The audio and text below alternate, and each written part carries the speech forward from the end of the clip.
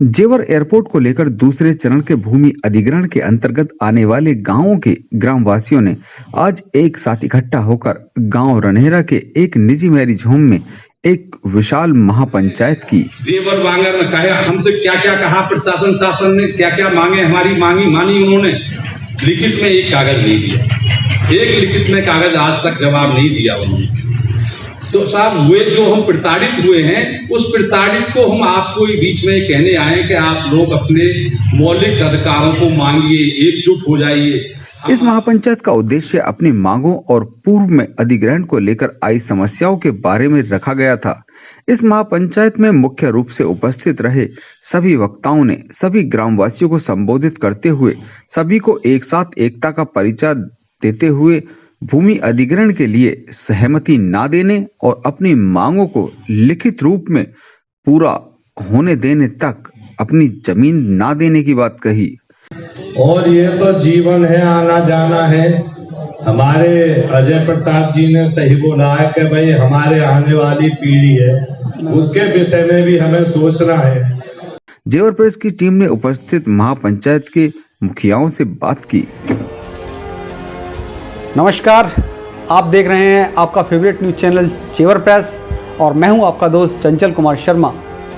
अपने क्षेत्र की ताज़ा तरीन खबरों के लिए देखते रहिए जेवर प्रेस। सभी दोस्तों को मेरा नमस्कार। दोस्तों, आज जेवर एयरपोर्ट के अंतर्गत दूसरे चरण में जो गांव अधिग्रहित होने हैं उनके तहत गांव आ रहा है रनहेरा। तो आज रनहेरा गांव के एक मैरिज होम में आज पंचायत रखी गई है और ये सभी वो लोग हैं जिनका के दूसरे चरण में उनके भूमि को अधिग्रहित किया जाना है। तो यहाँ पर वो लोग सभी आज मौजूद हैं और इनका हमारे लिए आज कॉल आया था कि आज हम इस पंचायत में पहुंचे, तो इन लोगों से जानेंगे कि आज किस समस्या को लेकर या अपनी किन मांगों को लेकर यहाँ ये लोग इकट्ठा हुए हैं। तो बात करते हैं इन सभी से। गांव रनहेरा में ये विशाल पंचायत की गई है। आज दूसरे चरण के लिए जो भूमि अधिग्रहित होनी है, उस जो गांव उसके लिए अधिग्रहित किए जाने हैं, उसके सभी लोग यहाँ मौजूद हैं। सभी गांव से लोग आए हैं। एयरपोर्ट संघर्ष समिति जिन्होंने किसानों की सबसे पहले आवाज़ उठाई थी, अजय प्रताप सिंह आज एक बार फिर किसानों के साथ बैठे हुए हैं।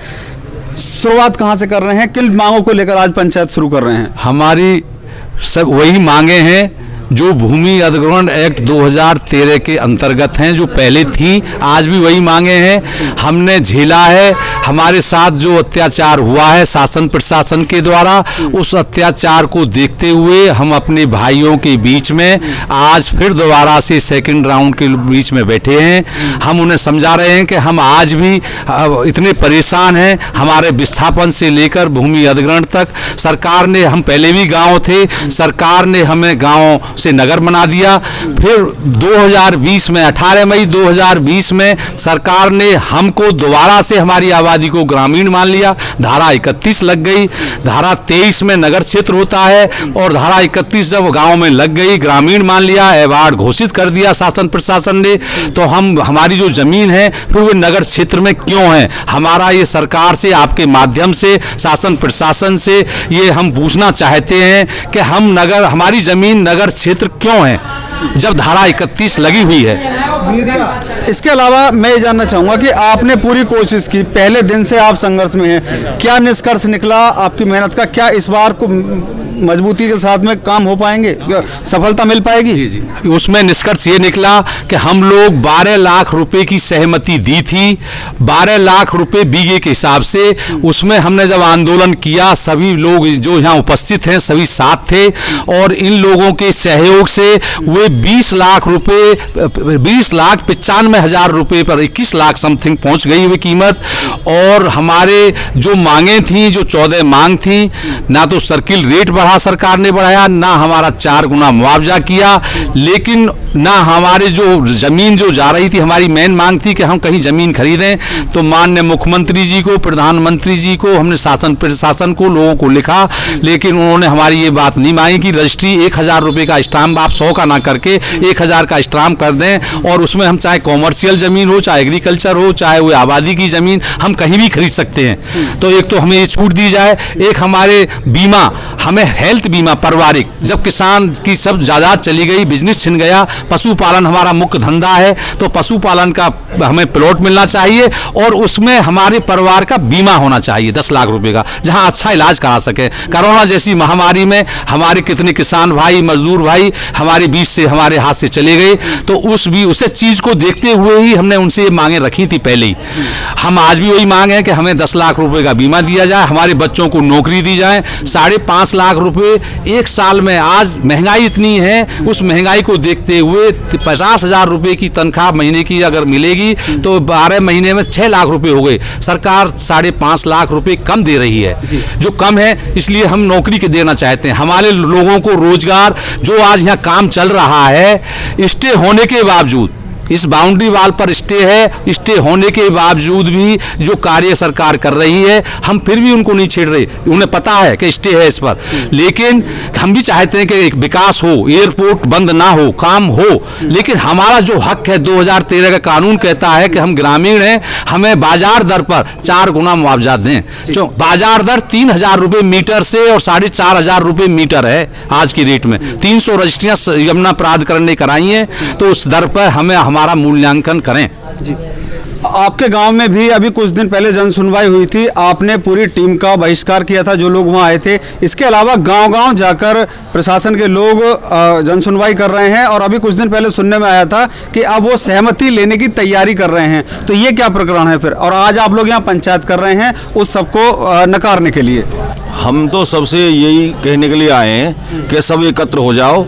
ये लोग बहुत ही गलत तरीका से लोगों को भ्रमित करके ऐसे जाल में बुनना चाह रहे हैं कि बहुत आसानी से ज़मीन भी छीन लेंगे और गांव विस्थापित कर देंगे, ना कोई सुविधा देंगे। पूर्व में देख लो लोग कितने परेशान हैं, और अब आने वाले टाइम में भी होने वाला है। इसलिए हम यहाँ आए हैं सभी एकत्र करने के लिए, और गाँव-गाँव जाकर पंचायत करेंगे हर गाँव में हम। मेरा नाम इंजीनियर KP सिंह है जी। मैं आज जो हम लोगों की जो पंचायत हो रही है ना, वो इसलिए हम लोग ये कोशिश कर रहे हैं कि हम सहमति ना दें, क्योंकि सरकार हमारी बातों को नहीं मान रही है। मैं और ये भाई साहब, हम लोग जो ये एक्सपर्ट ग्रुप बना था, हम लोग मेंबर थे, एक भी बात हमारी वहाँ पर नहीं मानी गई। एक अध्यक्ष थे इग्नो के सतीश कुमार, जो अध्यक्ष थे कमेटी के, उनसे एक दस्तखत करवा करके बना करके भिजवा दिया गया, उसको कमेटी की रिपोर्ट मान ली गई। किसी कमेटी मेंबर को नहीं पता कि वो क्या लिख करके भेजा है, कॉपी आज तक देने को तैयार नहीं। हमने जो रिप्रेजेंटेशन दिया था उसका कुछ नहीं। ये मैं ये इसलिए कह रहा हूँ उस चीज़ को कि ये इंतहा है इनकी कानून ना मानने की। ये तो कानून में लिखा हुआ है कि वो, और उसको बिना किसी उसके ये ग्रुप बना, बिना उसके उसको वहाँ से शासन से उसको अनुमोदित कर दिया गया। हम लोग यहाँ पर हैं आज इसलिए कि जो सहमति की जो बात बन रही है, हम लोग कोशिश ये कर रहे हैं कि इन शर्तों पे, जो कि पिछले फेज 1 में जो इन लोगों ने ये किया है, लोगों का विस्थापन किया है, और ये जो ज़मीन के जो मुआवजा दिया है, इसको हम लोग मानने को तैयार नहीं है, ना ही हम सहमति देंगे। जी, मैं कृष्ण कुमार शर्मा, रनेरा। मेरी सबसे पहले ये है कि हमको बाजारू रेट पर चौक न दें। हमारे जो शहरी और ग्रामीण का जो अंतर है वो बिल्कुल समाप्त कर दिया जाए।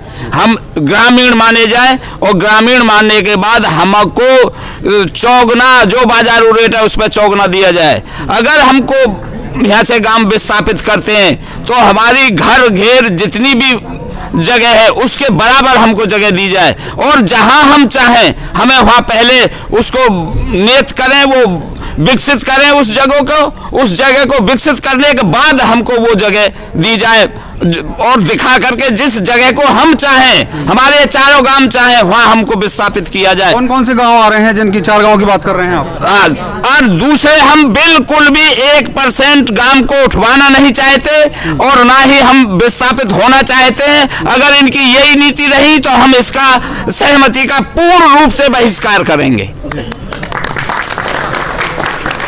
तो ये सभी उन 4 गांव के किसान यहाँ बैठे हुए हैं, युवा भी हैं, बुजुर्ग भी हैं, और इन्होंने साफ 2 शब्दों में कह दिया है कि जो पहले चरण में जो कुछ भी इन लोगों से कहा गया था वो सुविधाएं और इनको सुविधाएं नहीं मिल पाई, उसी को लेकर आज ये फिर पंचायत कर रहे हैं। देखते हैं आगे क्या निष्कर्ष निकलता है। सभी नितेश शौकर के साथ चंचल कुमार शर्मा, जेवर प्रेस के लिए। और यदि आपने अभी तक अपने चैनल को लाइक एंड सब्सक्राइब नहीं किया है तो फेसबुक पेज और यूट्यूब चैनल पर आप इसे लाइक एंड सब्सक्राइब कर सकते हैं। Thank you very much.